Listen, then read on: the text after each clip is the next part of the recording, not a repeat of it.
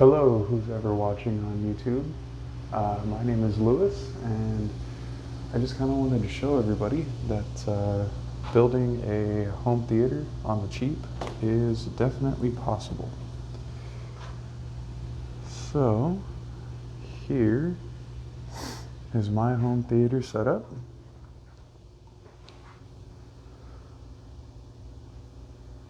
So, yeah, as you can see, I've got a decent little setup going on. Nothing incredibly fancy. I just wanted to make this video because, like I said, a lot of people might think that you need $5,000 to $6,000, just to start with a solid TV and sound system, less than what I have here, and you don't really need to do that.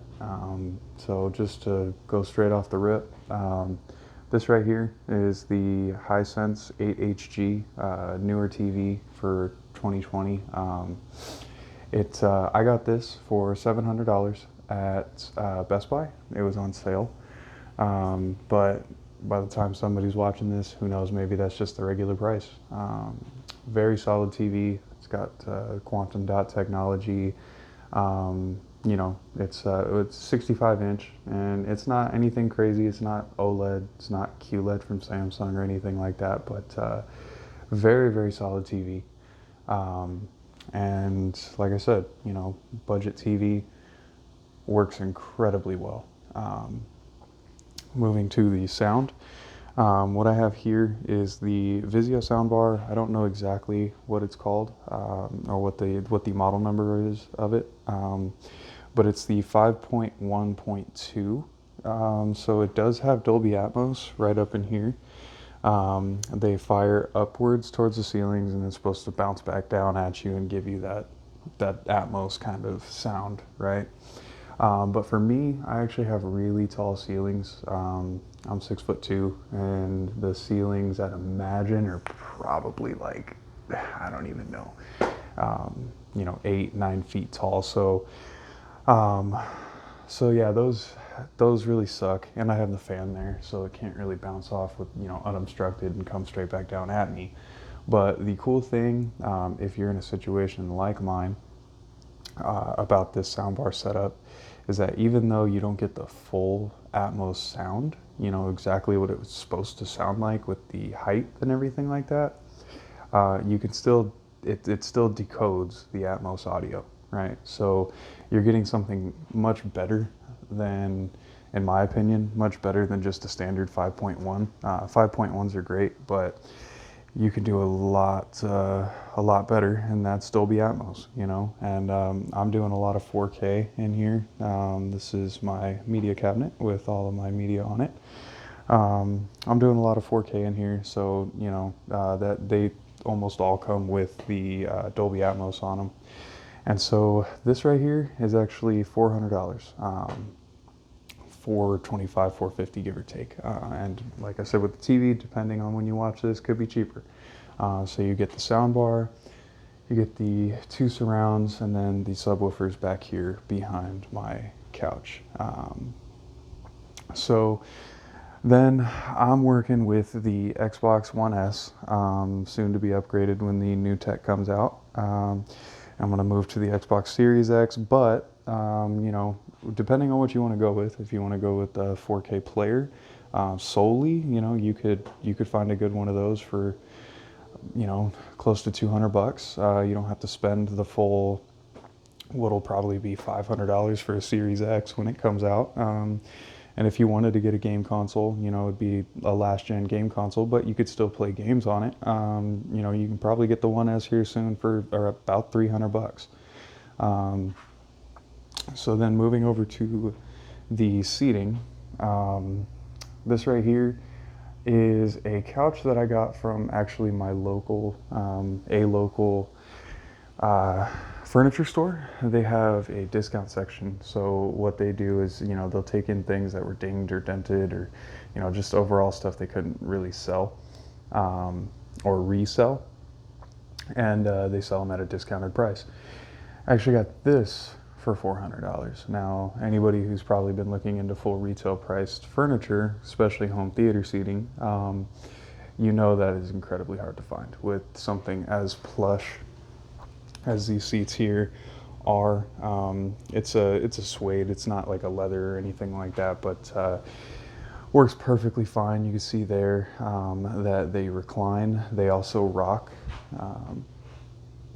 So yeah, $400, and that's another thing when you're building out a, you know, kind of low-key, modest, but still very, very nice home theater. You know, you want to look for deals. You definitely want to wait, because I was working with a futon that my wife actually got me. My wife kind of set this whole thing up for us, you know, with the intention of this being our spare bedroom and us turning it into a home theater slash actually makeup room for her. That's her vanity right there, so it is a shared space. But yeah, she got me a futon, and it really just started out with a TV, 32-inch old school Vizio sitting on that, with a futon over here facing it, and the posters, some of the posters up here that you see on the walls. And it was just, she kind of, you know, she built it out for me, just saying, you know, like, here's a blank slate, let's fill it up. So yeah, and we worked our way up to this. Another cool thing that I did with the seating here is I actually put in these chargers. So down here in the like remote control holder, I actually just, you can see it right there, came out a little janky, but I just drilled a hole, cut the fabric and drilled a hole to where I could just run the phone charging cords through that little box down there. And then plugged them into the wall, obviously right there behind the couch, and now we can charge our phones in it, you know.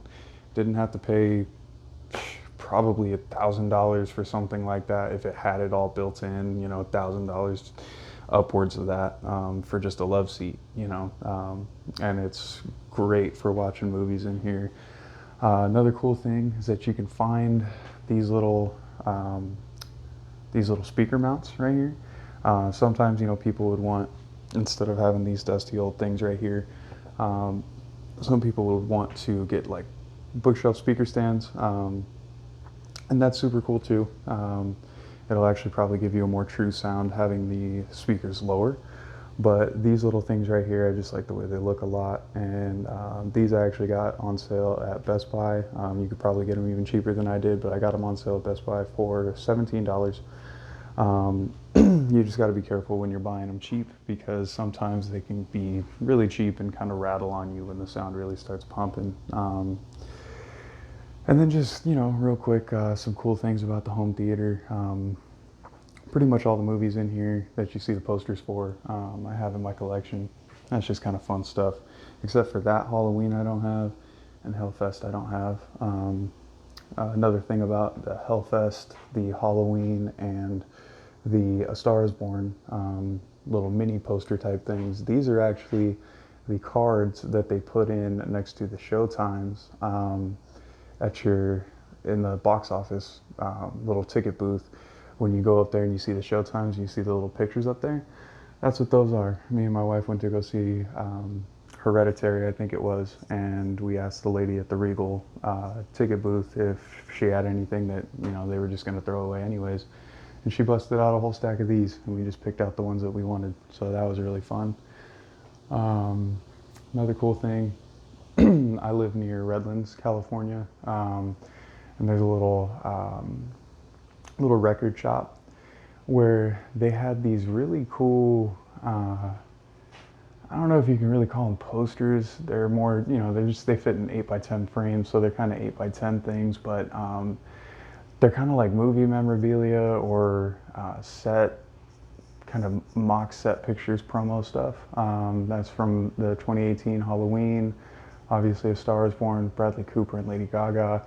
And this right here is super cool because The Shining is my second favorite movie of all time, and that is the final picture that they push in on with good old Jack Torrance right there in the middle, from the Overlook in 1921. So yeah, but in total, this home theater setup that you see right here, cost me about 1,500 bucks, and that was over some time. But if you, especially in the crazy times that we're living in when I'm making this video, which is 2020, you know, if you find yourself with a little extra money from stimulus checks or just whatever, you can do something very similar to this, and you know, with very little money. You don't need, like I said, $5,000-6,000 to just get your TV and your sound set up. You can get a really nice TV, a very quality sound setup, some seating, and even this right here, the media cabinet type of thing going on. This right here is actually from IKEA, and it is a bookshelf turned sideways. So it's supposed to stand straight up and down. We were looking at all the different media cabinet type of things, and they were all $100 plus, you know, and we were just like, what the hell? I was kind of doing it on a budget. So my wife, she actually called me over because she found this, and she was like, hey, I think the dimensions would hold the TV. And I said, yes, they would, especially if we flip it on its side. So this was $70, and to put the lights in there was only 10. They're all on one system, so all 4 of them go on and off with a little switch that's right down in that cubby right there. So I can turn those lights on and off.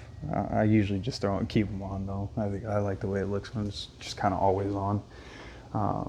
LED lights on the back. I paid way too much for those, but these were $30. You could find those on Amazon way cheaper. And the light over here, that has a little remote to it too. That was only $5 at Five Below. So super cool. And yeah, anybody who wants to create their own home theater, just take your time, find stuff on sale, make smart buys, do your research, and you can totally do it. All right. Thank anybody who decided to watch this, and I hope you enjoyed it. Hope you learned something. All right. Peace.